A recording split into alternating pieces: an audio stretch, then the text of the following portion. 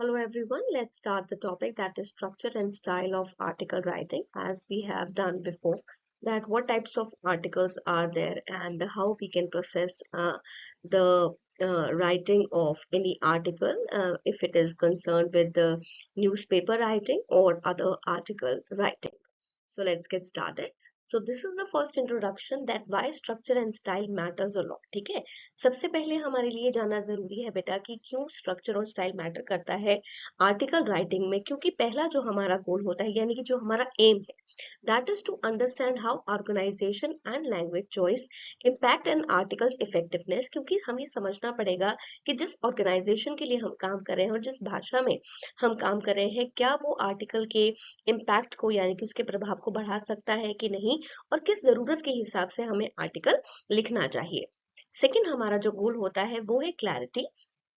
Good structure ensures the message is easy to follow. क्योंकि अगर आपके आर्टिकल के अंदर उसका जो ढांचा है वो ढंग से बना हुआ है, जो चीज आप कहना चाहते हैं तो वो आसानी से लोग उसको पढ़ेंगे और उस पर काम करने की कोशिश करेंगे। Engagement strong style keeps the reader interesting. क्योंकि जिस तरीके का स्टाइल आप यूज करते हैं, जैसा आपका बात करने का प्रभाव होता है, आपका लिखने का प्रभाव होता है, ऐसे ही जब आप किसी आर्टिकल को लिखते हैं तो उससे रीडर का जो इंटरेस्ट है, जैसे कि अगर आपने किसी भी कहानी को पढ़ा और आपका इंटरेस्ट उसमें बन जाता है तो आप शायद उस कहानी की किताब को पूरा पढ़ना चाहेंगे, है ना। So credibility is about professional presentations building the trust. कि आपका जो क्रेडिबिलिटी है यानी कि आप जो भी आर्टिकल लिखते हैं लोगों का जो विश्वास है वो आपके ऊपर ज्यादा बढ़ जाता है, ताकि वो आपके न्यूज़पेपर को, आपके आर्टिकल्स को पढ़ना और चाहते हैं, right. So next is the foundation knowing your audience and purpose. कि आपको जो आधार बनाना है, जब भी आप किसी आर्टिकल को लिखते हैं उसका आधार बनाना बहुत जरूरी है। जैसे आप कोई मकान बनाते हैं, whenever you are building any house, the नींव है ना जिसको हम बेस कहते हैं, the base should be strong and very much secure, है ना। सेफ भी होना चाहिए, स्ट्रॉन्ग भी होना चाहिए। तो हमें पता होना चाहिए that what our audience should be and what should be the purpose. तो ऑडियंस आपसे कुछ क्वेश्चंस को पूछती है, आर यू राइटिंग फॉर। आप अपना आर्टिकल किसके लिए लिख रहे हैं? For experts, for general public, for special special and specific demographics, किसी एक प्रॉपर एरिया के लिए आप लिख रहे हैं। So this dictates the tone and the vocabulary. कि आप अपने आर्टिकल के अंदर कौन सी टोन और कौन सी वोकैबुलरी पर काम करते हैं। Is it an easy vocabulary? क्या बहुत आसान शब्दों का आप इस्तेमाल कर रहे हैं, आप बहुत सारे मुश्किल शब्दों का इस्तेमाल कर रहे हैं? So it depends person to person. Second is key purpose. आपका कारण क्या है कि आप आर्टिकल क्यों लिखना चाहते हैं? ऑडियंस आपसे पूछती है, ऑडियंस जो देखने वाले हैं, रीडर्स जो पढ़ने वाले हैं, what do you want the article to achieve. और आप अपने आर्टिकल से क्या अचीवमेंट चाहते हैं? Are you trying to give the information to the people? Are you trying to persuade them? Persuasive articles. Are you interested to entertain the people? Or what are you whatever you are writing about the critics? Okay, हम किसी भी movie को देखते हैं बेटा, कोई भी काम करते हैं, सो उस मूवी के बाद हम अपना रिव्यू देते हैं। That is the movie review. उसी को देखकर आप आगे जाते हो ना। सो मूवी रिव्यू सेज कि आपको ये मूवी देखनी है, नहीं देखनी है, आपको पढ़ना है, आपको नहीं पढ़ना है, आप उस के कैरेक्टर्स को कितना फॉलो अप करते हैं। So these are the question asked by the readers. So this dictates focus and structure। कि आपका जो ये आर्टिकल है वो फोकस और स्ट्रक्चर डेवलप करता है कि आपका आर्टिकल पढ़ने लायक है या नहीं है। Okay. Next is the article structure overview, that is the blueprint, that how you are going to write the blueprint of any article. So this article typically follows three-part structure. Okay, first is the introduction, that is the hook, that is the base. Second is the body, the substance, whatever the content you are writing, आप किसी भी content को लेकर लिख रहे हैं, and the takeaways and what the readers are getting from your article। कि जब भी वो आपका कोई आर्टिकल पढ़ते हैं what are they taking away, मतलब they are taking good messages, good information, good notings. की वो अपनी उन नोटिंग्स को, उस चीज को वो नोट करके ले जा रहे हैं और वो उसको आगे यूज करेंगे। So the analogy is the think of an article. कि आपको किसी भी आर्टिकल को एक सैंडविच की तरह यूज करना है। ओके, बिगिनिंग बहुत अच्छी होनी चाहिए, आपका ब्रेड बहुत सॉफ्ट होना चाहिए। Second is the main ingredients. कि आप उसके अंदर क्या इंग्रेडिएंट्स पुट अप करते हैं जिससे वो टेस्ट डेवलप होता है। Okay, so any article is just like a sandwich, जो ऊपर से भी देखने में अच्छा हो और अंदर खाने में भी अच्छा हो। Next is the section 1, what do you mean by the hook. Introduction में क्या चीजें आती हैं? First is the function grab attention. कि आपको अपना आर्टिकल ऐसे लिखना है जो लोगों की अटेंशन को रिसीव करना है। Second is stating the topic, कि आप अपने टॉपिक को, कौन से टॉपिक को आप बताना चाहते हैं। And third is providing a road map, वो आपको रोड मैप आपको डेवलप करना है कि किस तरीके से अपने अपने आर्टिकल को प्रेजेंट किया है बेटा। So the key elements is that the hook is the compelling statistics, आपको अपना स्टैटिस्टिक्स को बनाना है, एक डाटा आपको बनाना है। आप अपने आर्टिकल को कोटिक की तरह शुरू कर सकते हो, क्वेश्चन की तरह आप पुट अप कर सकते हैं एनसी डॉट के हिसाब से। बिकॉज क्या आज भारत को और आगे जाने की जरूरत है, या भारत ने अपने एम्स को अचीव कर लिया है, ये भी एक तरीके का क्वेश्चन है, तो इस पर भी आप एक आर्टिकल लिख सकते हैं। Second is the context, the brief background information, कि आपका जो कंटेक्स्ट है, क्या आपने उसके लिए फैक्ट्स को इकट्ठा किया है, नहीं किया है, what ever the things you have done, आपने अपने आर्टिकल्स का जो पहले प्रिपरेशन है वो किया है या नहीं है। Next is the thesis statement, that is the articles main focus, कि आपका जो लास्ट सेंटेंस है वो किस तरीके से लोगों को जो है वो अट्रैक्ट करता है। थीसिस आपने उस पर अपना कितना होमवर्क किया है। Next is the section 2, that is the body the paragraphs, कि आपने कितने सारे सब्सटेंसेस को कलेक्टिवली इकट्ठा किया है। So function is to develop the main points, कि आप अपने पहले बुलेट्स नोट कर लीजिए कि आपको किस चीज पर काम करना है, क्योंकि ये सभी चीजें कंटेंट के अंदर आती हैं। प्रोवाइडिंग द एविडेंस, कि आप वहां पर अपने फैक्ट्स को दे रहे हैं, अपने फिगर्स को दे रहे हैं, अपनी पिक्चर्स को दे रहे हैं। एंड सपोर्टिंग द थीसिस, कि आपने उस पर कितना ज्यादा रिसर्च किया है। Next is the structure of a body paragraph, कि आपका जो बॉडी पैराग्राफ का स्ट्रक्चर है, उसका ढांचा कैसे तैयार होता है। First is the topic sentence, जो कि कैची होना चाहिए। States the paragraphs main idea, कि आप किस आर्टिकल पर लिख रहे हैं। आप चाइल्ड के, चिल्ड्रंस के बारे में लिख रहे हैं, चाइल्ड लेबर के बारे में लिख रहे हैं, चाइल्ड रूल्स के बारे में लिख रहे हैं, चिल्ड्रन रिस्पॉन्सिबिलिटीज के बारे में लिख रहे हैं। So these are the paragraphs main ideas, कि हम इन पर अपने जो पैराग्राफ को, अपने आर्टिकल को खड़ा करेंगे।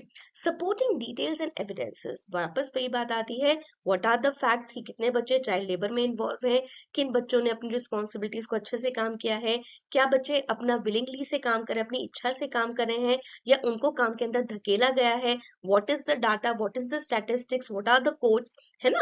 सो कंक्लूडिंग एंड ट्रांजिशन सेंटेंसेस होते हैं, जहां पर आप अपने जो आपका कंटेंट है आप उसको एंड करते हैं, और वो नेक्स्ट पैराग्राफ को शुरू करता है।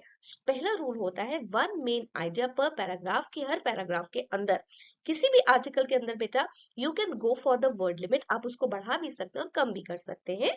आपके पास 6 पैराग्राफ है तो आप 6 पैराग्राफ पर काम कीजिए, 3 है तो 3 पर काम कीजिए। इस तरीके से आपका क्या काम बन जाता है, कि आप वर्ड टू वर्ड उस चीज को कलेक्टिवली काम करते हैं। Okay, so thanks for today, and tomorrow we will continue with the ending part of the topic, that is structure and style of article writing. Thank you for today. Hello everyone, let's start once again, and we will complete today our topic, that is the structure and style of article writing. So, yesterday we have completed the topic by learning that what should be the hook, what should be the introduction, the content, and the last sentences. So, in this, we have to continue about like learning for logical flow and transition. हमें ये ध्यान रखना पड़ेगा कि logical flow क्या होता है। जैसे फ्लो चार्ट है, एक के बाद एक, एक के बाद एक जो स्टेप्स होते हैं, और उसके अंदर हम बदलाव क्या कर सकते हैं, वो हमें जानना बहुत जरूरी है। So coherence is the key. Coherence का मतलब है कि आपका जो आर्टिकल है उसके अंदर आपको इंश्योर करना पड़ेगा, ये यकीन दिलाना पड़ेगा कि उसमें एक स्मूथ फ्लो है, कहीं पर भी डिस्टर्बेंस क्रिएट नहीं होती है पैराग्राफ्स और सेक्शंस के बीच में। जैसे कि आपने नोट मेकिंग टॉपिक के अंदर देखा होगा कि नोट मेकिंग में जब हम किसी भी पैराग्राफ के अंदर नोट्स बनाते हैं, तो हम पहले एक मेजर पैराग्राफ रखते हैं जिसको हम पैराग्राफ नंबर 1 बोलते हैं, और अगर हमें उसमें ही और पार्ट्स करने हैं तो हम उसमें सेक्शंस करते हैं 1.1 1.2 करके, ठीक है।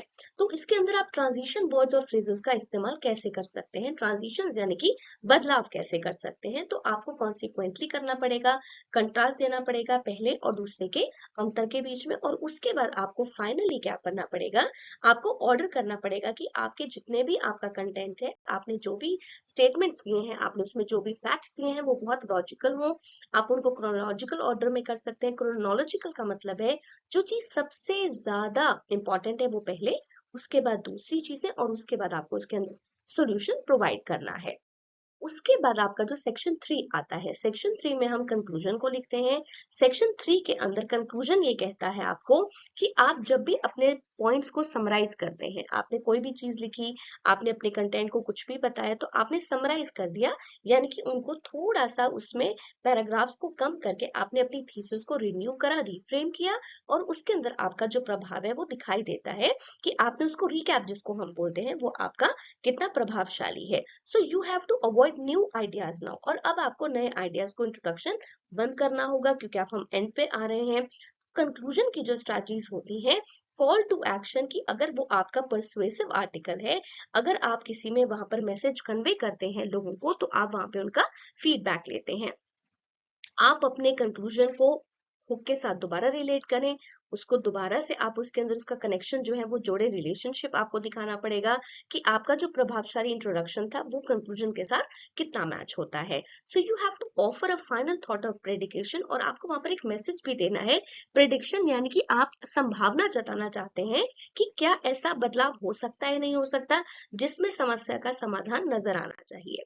उसके बाद आपका जो आर्टिकल स्टाइल है, that is the tone and voice, की आपका जो राइटिंग स्टाइल है उसकी टोन कैसी है, अच्छी है। वॉइस, आप वॉइस का मतलब यह है कि आप अपनी बात को जो लिखने के तरीके से बता रहे हैं, आपका जो माध्यम है वो अच्छा है या नहीं है। आपका जो एटीट्यूड है, वो कन्वेट जो आपने किया है वो फॉर्मल है, क्या फॉर्मल वे में बात कर रहे हैं, इनफॉर्मल वे में बात कर रहे हैं, आपका ऑब्जेक्टिव कितना क्लियर है, और आप उस काम को लेकर कितने पैशनेट हैं कि आप कितना काम करना चाहते हैं। So you have to match your tone to your audience and purpose. आपका जो वॉइस है वो ऑथर का, जो भी व्यक्ति लिखता है उसकी एक यूनिक पर्सनालिटी उसके अंदर आती है थ्रू राइटिंग। अब आपका जो स्टाइल है काम करने का वो आप अपना बता सकते हैं, जो मेरा राइटिंग स्टाइल है मैं उसी हिसाब से बताती हूँ कि चीजें कितनी ज्यादा हमें समझनी है, और उसको प्रभावशाली ढंग से हमने उसको प्रस्तुत भी करना है, राइट। उसके बाद क्या है कि मेरा जो एम है, what is my aim is to present an authentic and consistent voice, कि मेरी जो आवाज है वो कहीं पर भी ब्रेक ना हो। व्हाट इज द टिप, मेरा जो टिप है वो है कि आप क्लियरली लिखें, कंसाइजली लिखें, कम लिखें, और अवॉइड करें वोकैबुलरी ज्यादा, आपको उसको रिपीटिशन को हमें उसमें अवॉइड करना है। Next is the style, credibility and clarity.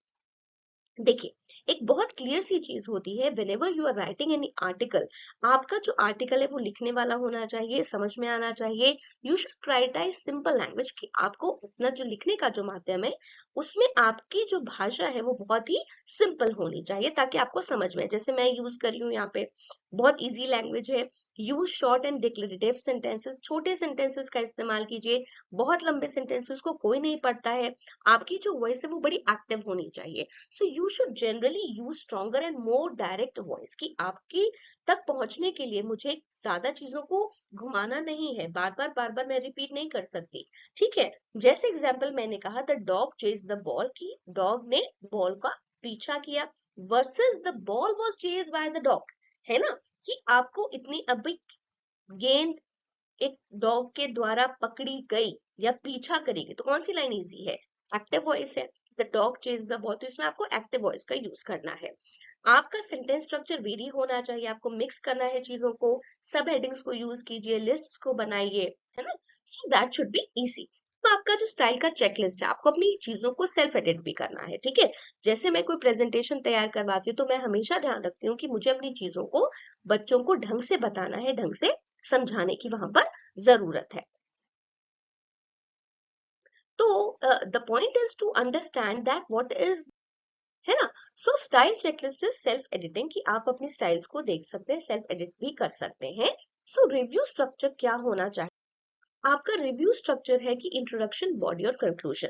आपको अपनी चीजों में फिलर देखना है, आपको वहां पर फिलर करना है, यानी कि उनको छान कर बाहर निकालना है। रिडंडेंसी का मतलब यह है रिपीटिशन नहीं होना चाहिए। You should go for analysing clarity and flow, double check for spellings, आपको ध्यान देना है कि स्पेलिंग्स वहां पर गलत ना हो, ग्रामेटिकल कोई मिस्टेक्स वहां पर नहीं हो, और आपका जो टोन है वो बहुत ही अप्रोप्रिएट उसके अंदर होना चाहिए, ये बताने के लिए that your article is readily correct. Okay, next is, अब इसका हम एक बार रिकैप ले लेते हैं। The recap is something that the basic structure involves three things, introduction, body and conclusion. Your style must be very clear, very concise, your tone must be appropriate and your consistent. Consistent means strong voice आपका होना चाहिए, आपका जो final thought है, यानी कि जो crux बनता है, यानी कि आपने कितनी मेहनत कर ली, आपने सारा काम उसको कर लिया, आपने उसको एडिट भी कर लिया, आपने उसको रीफ्रेम भी कर लिया, आपने उसका स्ट्रक्चर भी जाकर चेक कर लिया, आपने अपना स्टाइल भी चेक किया कि क्या वो परसेसिव है या नहीं है, प्रॉब्लम सॉल्विंग है या नहीं है. So these kinds of articles they bring out both informative and memorable article writing, की दोनों ही चीजें उसके अंदर इंक्लूड होती है. Okay, if you have any query you can call me, and if you like my video, please like and subscribe and share to the maximum. Thank you once again.